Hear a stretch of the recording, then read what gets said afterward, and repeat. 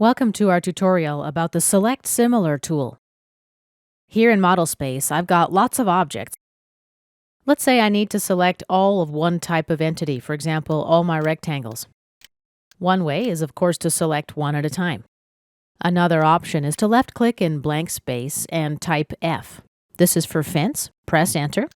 Now I'm able to create a fence selection.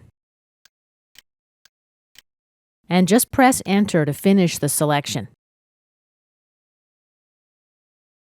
However, in a situation when objects are pretty small, or if your objects are located behind other objects, maybe they're just difficult to see or select when your drawing is crowded, AutoCAD gives us the Select Similar tool. Let's begin by selecting a point. Now let's right-click and scroll up to Select Similar. All of the points are selected. Very simple but very useful tool. This concludes our tutorial about the Select Similar command.